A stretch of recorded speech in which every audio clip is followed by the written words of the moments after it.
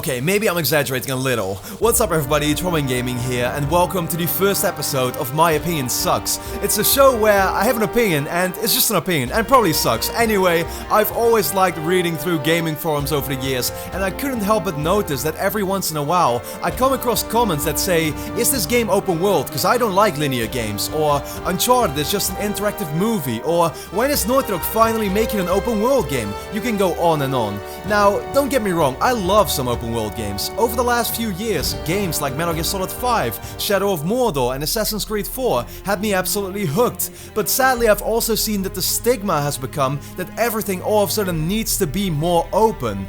This is something I vastly disagree with. You see, I feel like last generation, developers focused a lot more on depth in storytelling, on character development, on creating a fun game with solid mechanics that was of high quality all around. Now, I don't need to tell you, I'm a massive Uncharted fan. It's a game with beautiful environments, with relatable characters and set pieces that are fully playable, and you will never ever see at this level of skill in an open game. The problem with open world games these days is they barely manage to achieve all these things. You know, I can't tell you a recent open world game I played that didn't to some extent feel repetitive in the end, where I wasn't quote unquote climbing the same tower over 20 times again.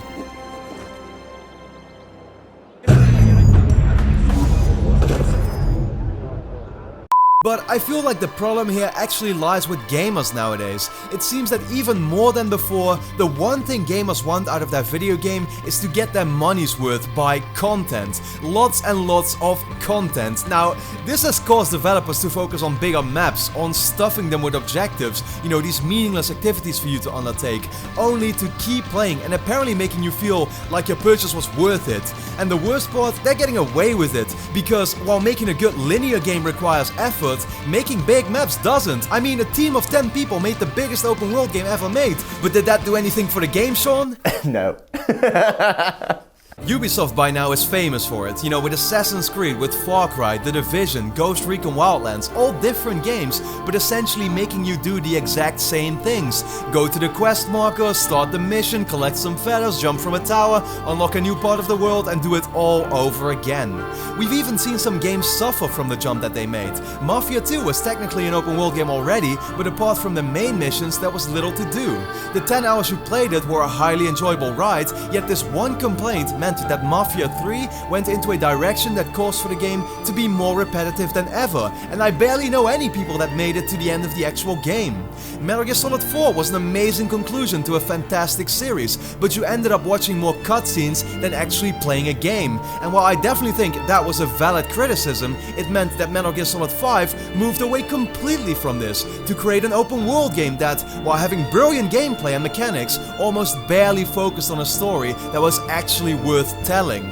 Now, there are some games that can be given credit for delivering a fantastic story while still giving players freedom, like The Witcher 3, which I'm sure you'll have brought up in the comment section already before you even got to this part of the video. And rightfully so, because from what I heard, it does this all very well. I just couldn't get into it myself, but hey, my opinion sucks. Listen, friend, there's an enormous difference between us, but it's But anyway, back to the topic of linear games. Look at a game like The Last of Us, considered by many people as one of their favorite games of all time for its emotional impact. Look at Ratchet and Clank, pure fun, unlike anything else. Hell, I'd even defend The Order 1886. Yes, it was too short and could have used a little more variety, but the setting was intriguing, the story was great, and I also had a blast with it.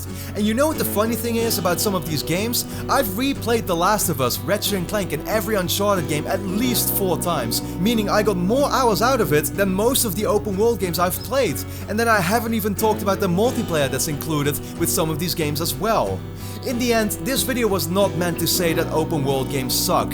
I've enjoyed many, I'm glad they exist, and I'm still looking forward to them, like Horizon Zero Dawn coming out in just a month. But the feeling that linear games are by definition bad, that a cinematic experience somehow takes away from the gameplay, and that people overlook how most of these games offer something that barely any open world game can do, namely a good story, incredible set pieces, variety in gameplay, character development and actual depth, that's something I find absolutely ridiculous.